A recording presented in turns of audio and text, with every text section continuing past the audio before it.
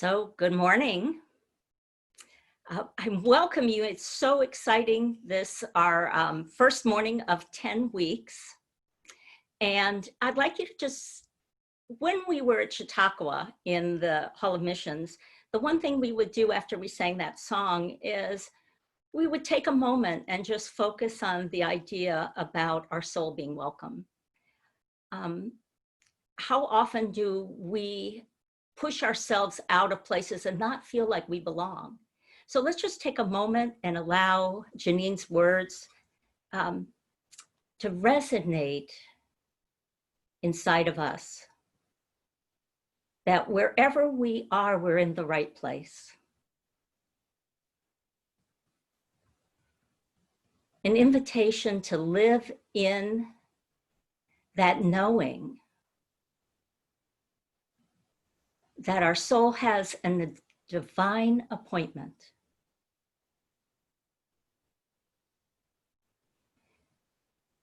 And so take a moment now and imagine that everywhere that you go from this point forward, this day, this week, this lifetime, that you move with that knowing that your soul is welcome.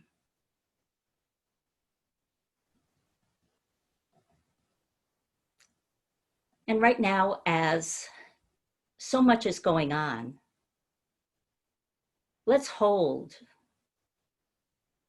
that those that right now feel pushed out of the benefits and the acceptance, the justice, the love, let's just hold for them right now that their soul is welcome, that we are on the precipice of a new understanding.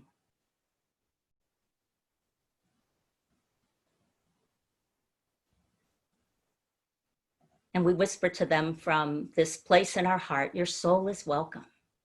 All souls are welcome. And so it is. And Richard Rohr, Father Rohr was here last year, was at Chautauqua. And when he prays, he says, he calls God, oh, great love. So I thought I'd start us with a prayer based on his and some things that I've added for our time together. So if you would join me as we just take a deep breath together. And so let's place our attention on that one mind, the one heart, the one breath. And you may wish to put your hand on your heart as you do this.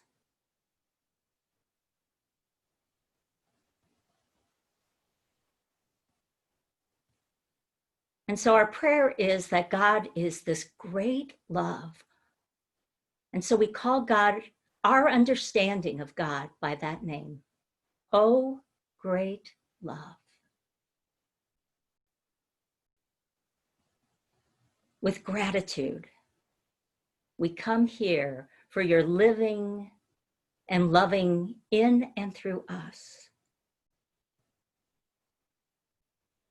May all that we do flow from our deep connection with you and all beings. Listen to our heart's longing for the healing of the world as we open to the infinite field of compassion, wisdom, justice, peace, and radiant well-being that is always available. So from this place of conscious oneness, we choose this day and every day to live in your flow. So we offer our prayers in all the holy names of God. Amen and amen. So for those that have joined a little later, just let you know before we start, go back to more music, is that we are recording and we're going to be on Facebook later. And you will get a list of the notes from my lesson this Sunday. So I'll be sending that out to you as well. So if you're writing down things, some of it hopefully will be on that list that I send. So I'd like to turn it back over to Janine, and she's going to lead us into song.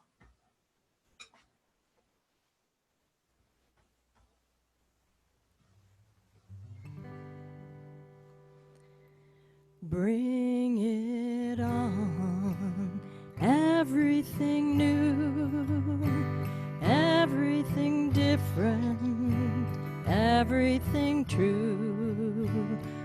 I am ready for my next thing to do. Oh, I know it's gonna be everything new.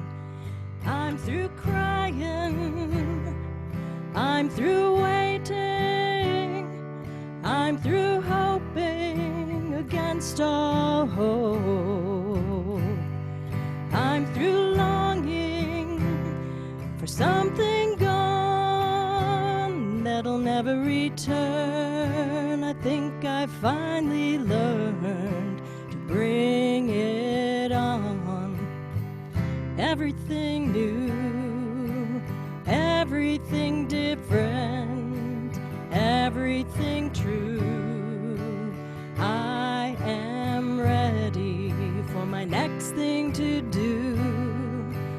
Oh, I know it's gonna be everything new. I'm through grieving, I'm through dreaming that the life I had is ever coming back. No more wishing on someone else's star that'll never be mine. I think it's time to bring it on. Everything new, everything different, everything true. I am ready for my next thing to do. Oh, I know it's gonna be everything new. And I've survived many times before, broken heart and slamming the door. I'll be alright, yes I will, once more, just as I did back then. I'm gonna rise again, bring it on. Everything new, everything different, everything true. I am ready for my next thing to do. Oh, I know it's gonna be everything new. Oh, I know it's gonna be everything new.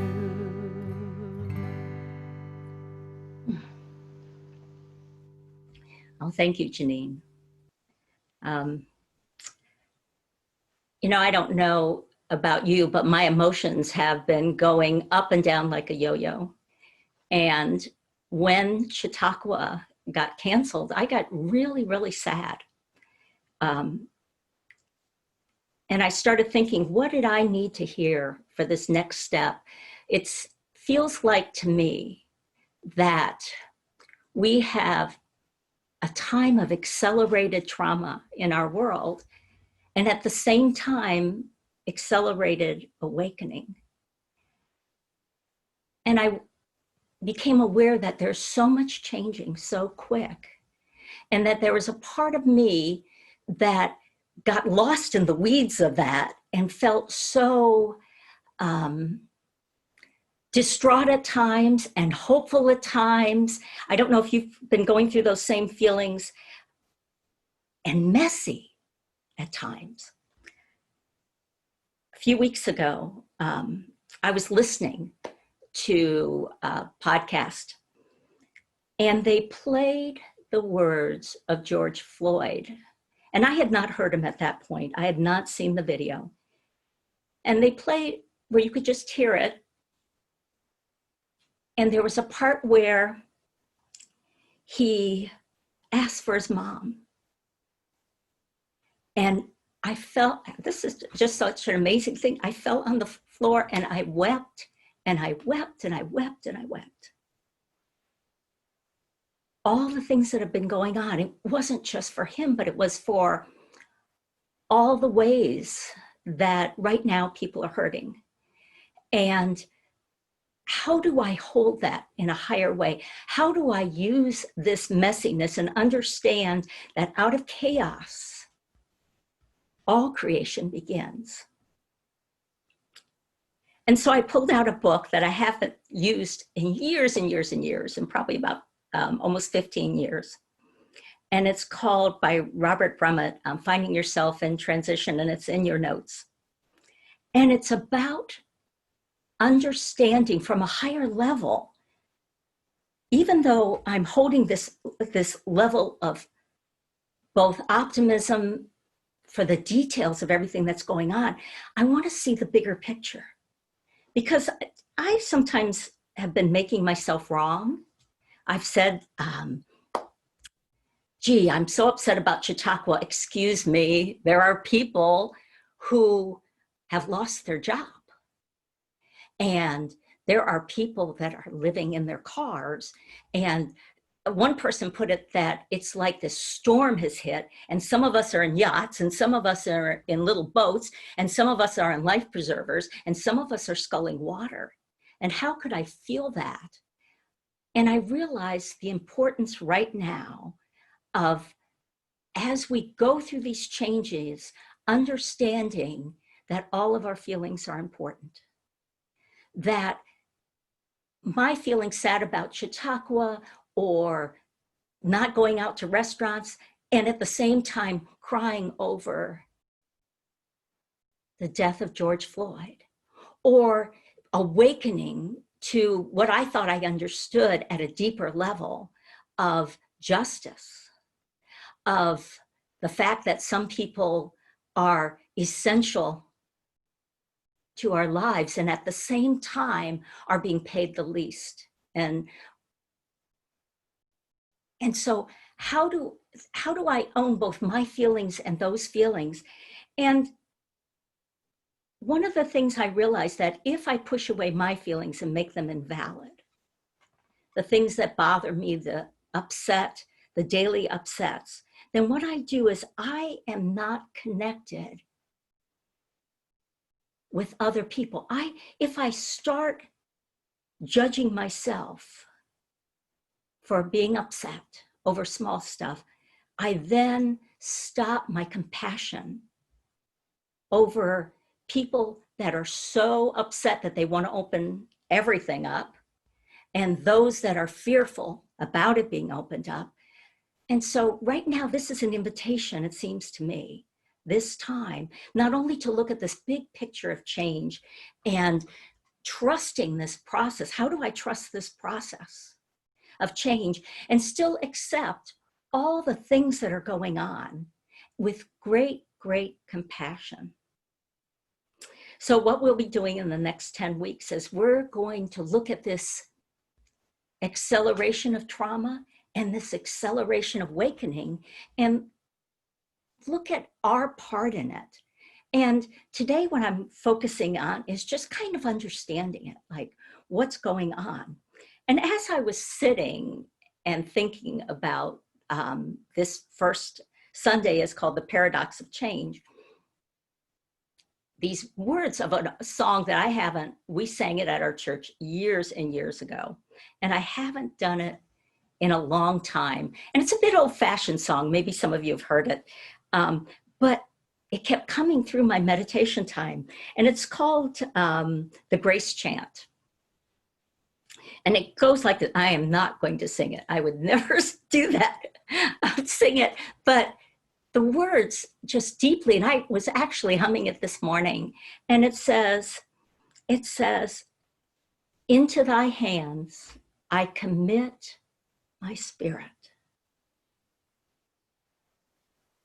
Thy will is my will. Heal me at depth so that I can glorify God. And then it goes on, the second part says, reveal that which needs to be revealed. Heal that which needs to be healed so that I may glorify God. And you repeat it over and over. And I started thinking, why does that touch me so deeply? And even though I don't see God as me speaking to something out there, so we're saying into thy hands, like God has hands. But when I think about it and it moves into my heart level, it's into this consciousness of what we call God, in all the names of God, in all the holy names of God. Whether it's we're committing to that will of God, that moving consciousness, that lifted consciousness, to live from a place that in unity we call our Christ nature. We might, if we're Buddhist, call it our Buddhist nature. If we're Hindu, our Atma nature. So in this time of when there's so much stress, can I stay in a place where I'm willing to commit, and it's a place that I hold and I lose, and I hold and I lose, and to be okay with that, to commit to that will, that there is a will in a lifted consciousness, and that there are all these people right now that are joining that will, including us, that have said yes to today. That are we ready to make a commitment, even watching the news, in knowing that some people suffering, to live from a place where we can touch the changeless with all this change, and that we can trust the change to be manifesting something that's healing. And so that second verse that says, reveal that which needs to be revealed. Okay, take a breath of that, because when I say that to myself, reveal, what do I need to reveal? What's revealed right now for you? What's happened? Part of me was going, oh my goodness, I thought that I have supported things like Black Lives Matter and things, but I didn't understand the depth of the problem. I didn't understand the systemic racism. I thought, well, I'm part of supporting people that are my friends that are Black, or that different organizations that support that. But it's deeper than that. And so all this revealing is going on for us as a culture. We're looking at the people that are essential workers and revealing that. And so there's this big awakening, and am I willing to be part of that revealing? And am I willing to be part of that healing? And sometimes I'm pretty critical of myself, saying, I just don't know where to go with this. And so what I wanted to do with these 10 weeks is to figure, what's my next step? And where am I going to trust this presence, this change? So have you ever asked yourself, that next step is to, if I'm willing to reveal it, then I'm inviting healing. I'm inviting the healing. Because as one therapist I once heard say, we're as sick as our secrets. So right now, there are a bunch of people revealing their pain. And it's a requirement to me before the healing can start, and to honor mine as well. Even though I feel I'm pretty snug in my home and I'm sitting in a boat and I'm not in the water hanging on for dear life, that I have something to contribute to this, and not to make myself wrong for where I am, but to say, wow, I want to be part of this awakening. So Robert Brumet in his book talks about a paradox to change. And the paradox is that when we say, I'm willing to be changed, the paradox is that we have to surrender something. And not only individually, but right now our country's going through that, aren't we? There's this big fight about what are we going to surrender? Some of us are saying, I just want to go back to the way things were. And maybe we should ask ourselves, was that the best it could be? Because maybe there's this new possibility being birthed out of the messiness of birth. So thinking about that, I think, what did Jesus say about this? And there was in Robert Brumet's book, he has this from John 12:24. He said that Jesus of Nazareth tells his disciples, unless a grain of wheat falls into the earth and dies, it remains alone. But if it dies, it bears much fruit. I hear that again. If it dies, it bears much fruit. And so I thought, what does that mean to me? And I thought about that. Wonder if I'm like this grain of wheat. And we take that grain and I put myself on the shelf and say, I just don't want anything to change. It's all okay this way. I don't like this uncomfortable in this messiness. And yet Jesus is giving us that invitation that if I take this grain and I'm willing, and think about a grain, it has to die to being this and to open to its potential. So it has all this potential in this little grain, and it can just sit there somewhere, or it can go into the messy earth. And it can invite there where the invitation is of the wealth of the earth and the sun and the sky and the rain and all the things around it, to nurture it to bear much fruit. And so I feel like we are being invited in this time to bear new fruit, individually, collectively, as a country. And even if you've been watching the news and you've watched the amazing things spreading around in the world, the lift in consciousness that was waiting. And one of my friends said to me, actually, isn't that why is this all of a sudden happening so quickly? All these things, like how all of a sudden have we come to this awakening? And I heard Jon Stewart say with an interview, he said, we think of change as like we're painting a fence and we paint one part and we paint and we see what's changed. But change is more, he said, like opening a bottle and the cap, we're just struggling with it and struggling with it.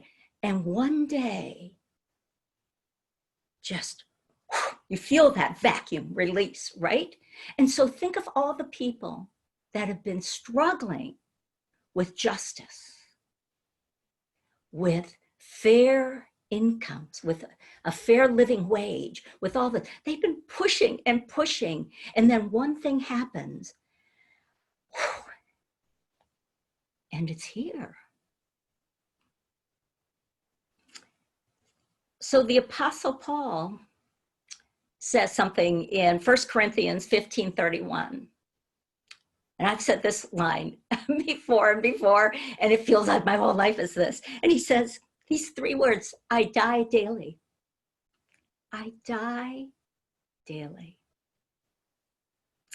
For me, I watched, Paul was this person who tortured the early followers of Jesus. They weren't Christians at this point. They were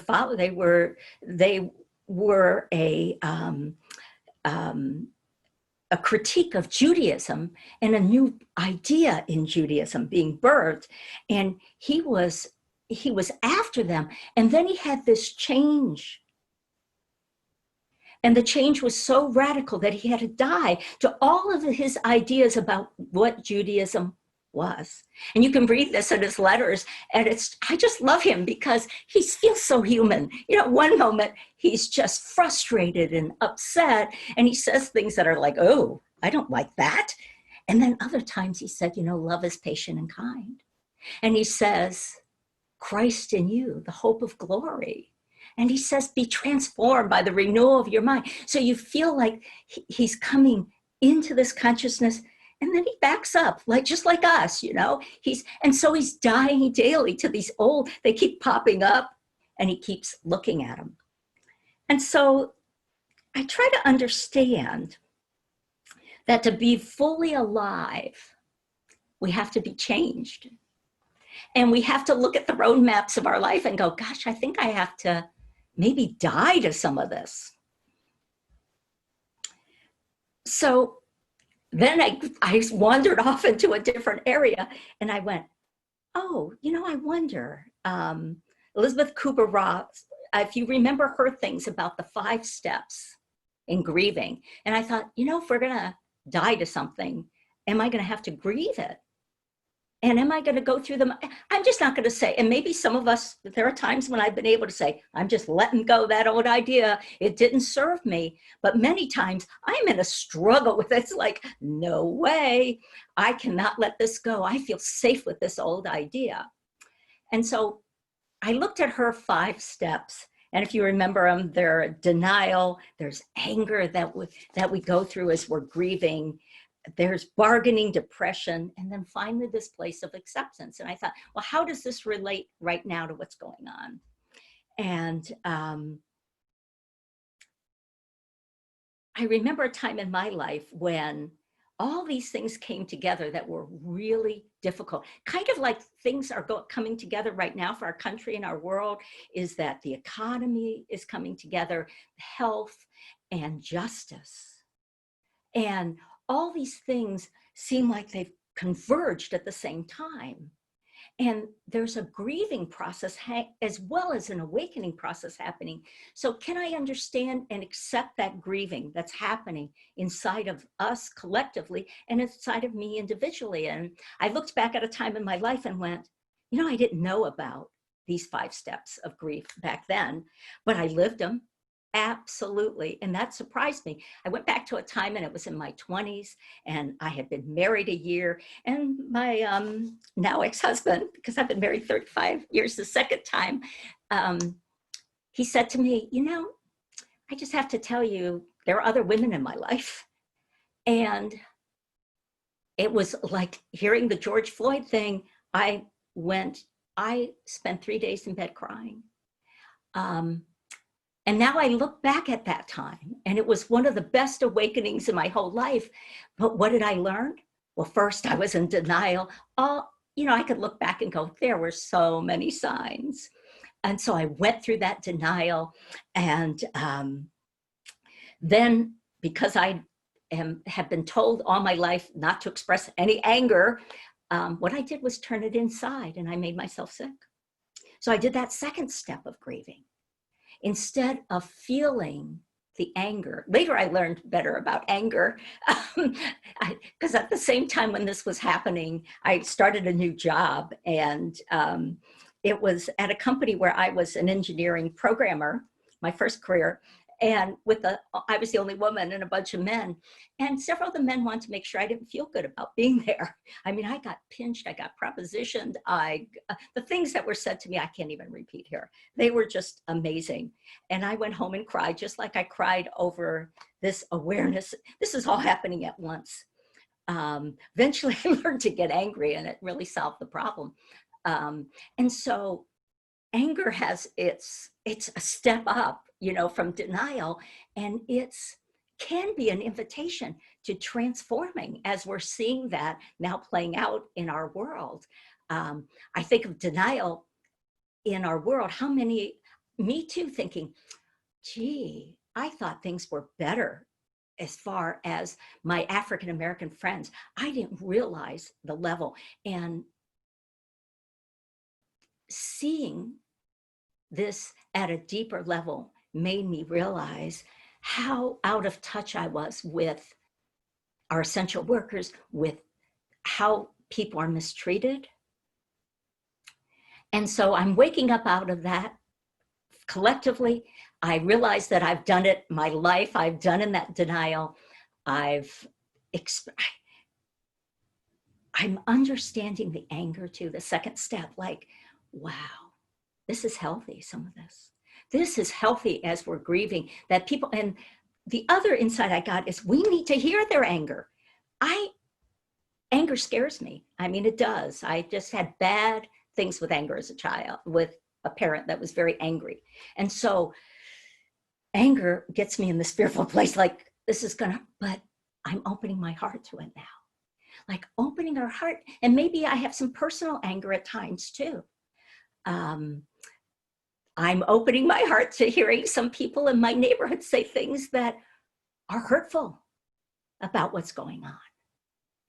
Opening my heart to them, but also allowing my anger to do that. And then that step of bargaining, I was thinking about that. Did I bargain when things were going so rough in my 20s? And I sure did. The first thing after my husband made this announcement is I thought, I should say ex-husband, I thought, well, I'm just not sexy or pretty enough. And so I started becoming somebody I wasn't, from clothing to this to that. Could I be this person? Obviously, I'm not enough. And so I got sicker.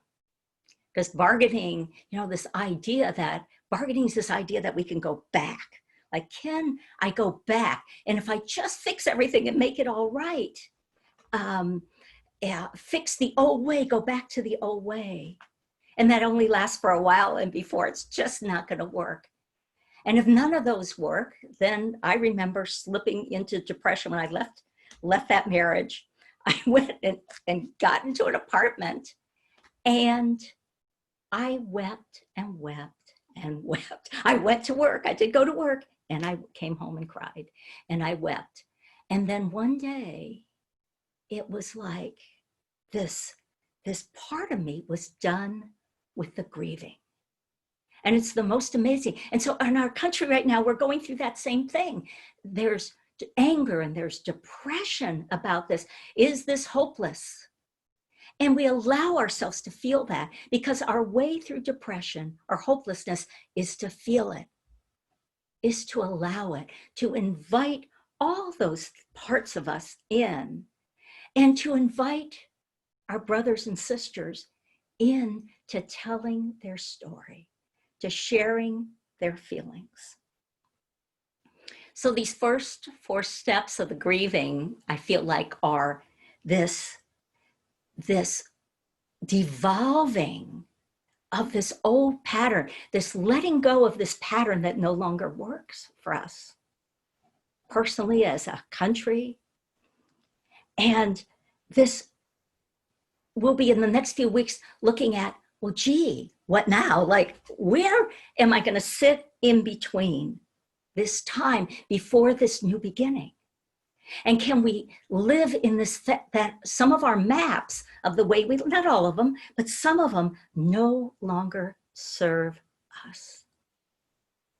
And can we trust? Is there, we have to look at our trust. Do I trust that there is this energy, this power that is always moving towards love, that is always moving towards peace, towards justice, even when it's messy and I can't see it?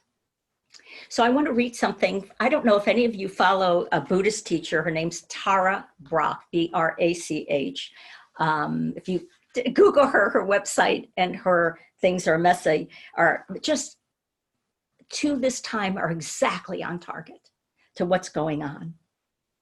So I want to leave you with this, that she said the other day on something I was following from her. She said, everything changes. And if we are open to the changing flow of life, to not knowing, we discover that which is changeless. I want to say that again. This just blew me away for remembering everything changes. And if we are open to the changing flow of life, to not knowing, that's a big one, to not knowing, we discover that which is changeless. And this changelessness, she goes on to say, will keep expressing in infinite ways. So I'm holding, as we come together as a group in this time, that we discover that changelessness inside of ourselves. This next step, that we hold that sacred place to begin in us, to spread to those we love, and consciously to lift the consciousness of the world. And so let's move now into meditation.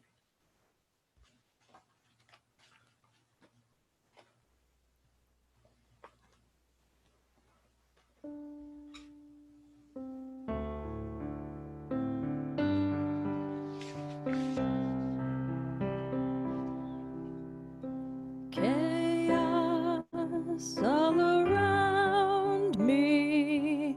Where do I start to sit in the quiet and fall into my heart?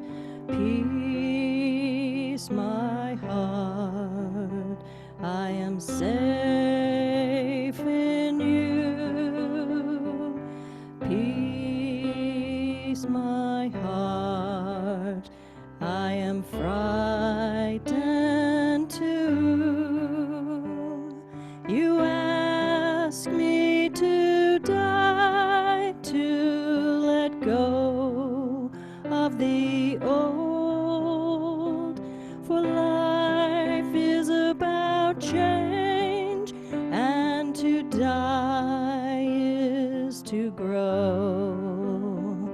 Peace, my heart, I am safe in you. Peace, my heart, I am frightened too. So hold my hand and see me through. I am willing to be made new.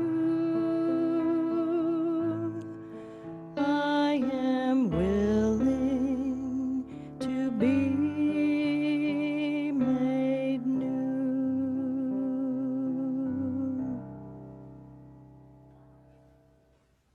Wow, thank you, Janine. Wow. Janine wrote this just for us, for this day.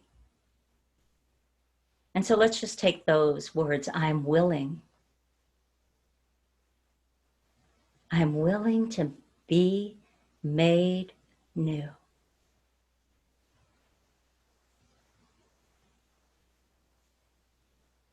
And so we invite that peace that Janine sings of into our heart space. And if you wish, you might wish to put your hand on your heart.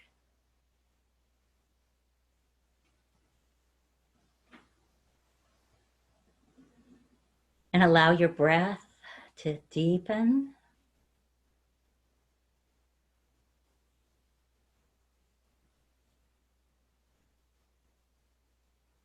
Each breath, the one breath,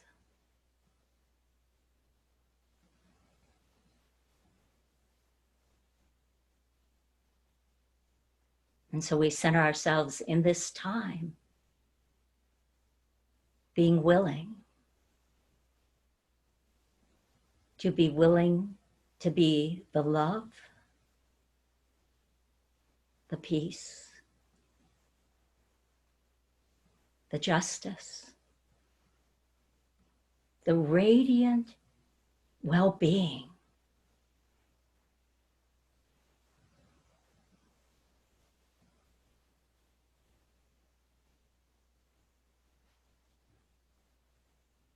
And we make peace with what is being revealed within us, within our world. We create space for this revelation,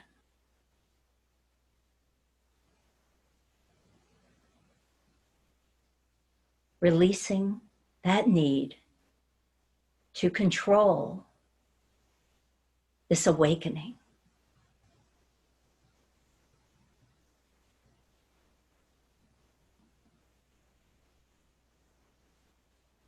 Making peace with the sorrow and the joy.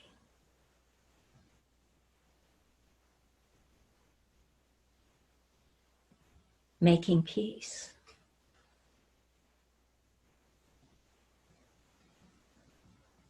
with our neighbors, our family,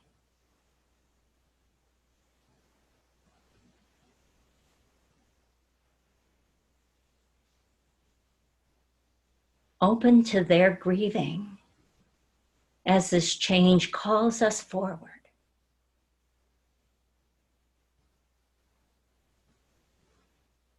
Opening to that wonder as time after time we experience that reaching out, that embracing, that connecting, that healing.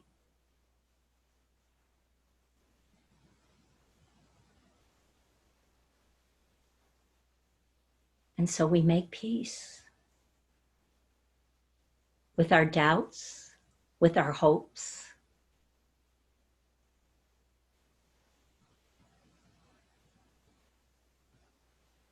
allowing ourselves to come back again and again to that higher reality that continuously calls our hearts and our minds and our breath into oneness.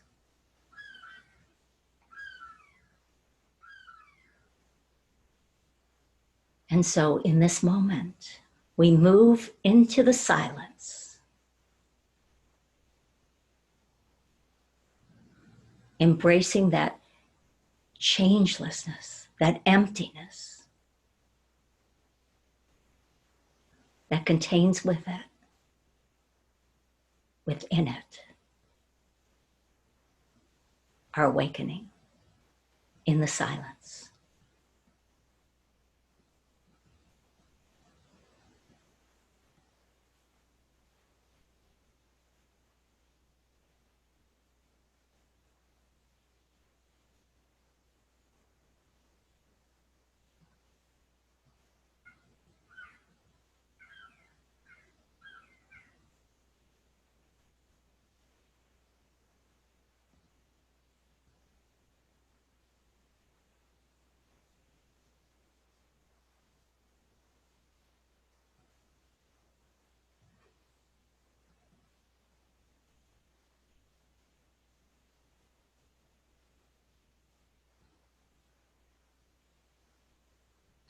I am willing to be made new.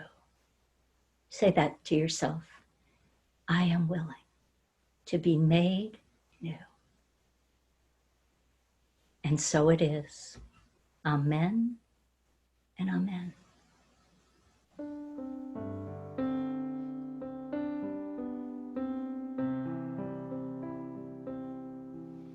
So hold my hand and see me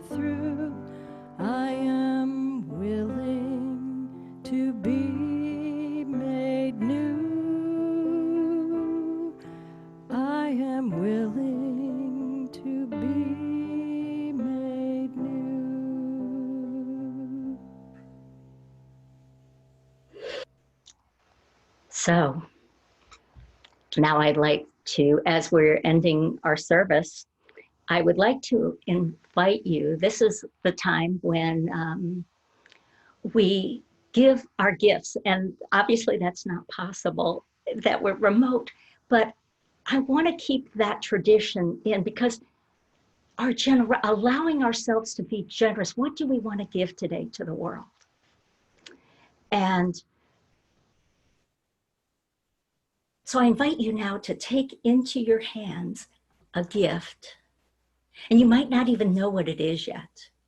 We're still exploring, what is this gift to the awakening of the world that I'm giving? And just hold it there. And we have a blessing, and I'm going to flip over to it, that we use in church.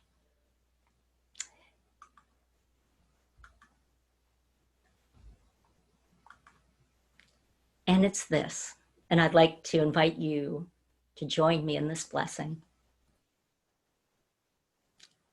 Divine love, through me, blesses and multiplies all that I am, all that I have, all that I give, and all that I receive.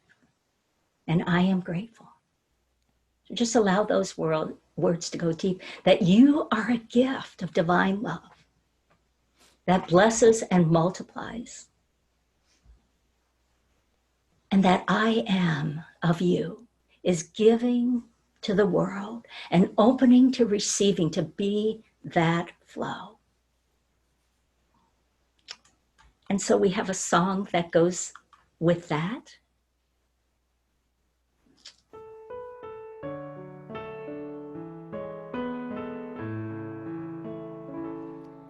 I am so blessed, I am so blessed, I am so grateful for all that I have. I am so blessed, I am so blessed, I am so grateful, I am so blessed, I am so blessed, I am so blessed, I am so grateful for all that I have. I am so blessed, I am so blessed, I am so grateful, I am so blessed.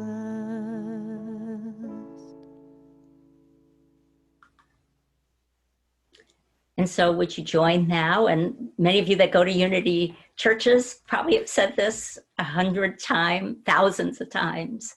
And just to remind you, if this is your first time joining us, that this prayer went with Buzz Aldrin to the moon. He felt so strong about it. It was originally written for World War II to protect those in the war. So let's say it. I'm going to say it, and say it where you are, and just allow it to know that we're saying it not only for us that have joined this morning, but we're saying it for the world. So together, the light of God surrounds us. The love of God enfolds us. The power of God protects us. The presence of God watches over us. Wherever we are, God is, and all is well. And so we just say, thank you, God. Thank you for this day. Thank you for saying yes. We are going to stop recording right now, and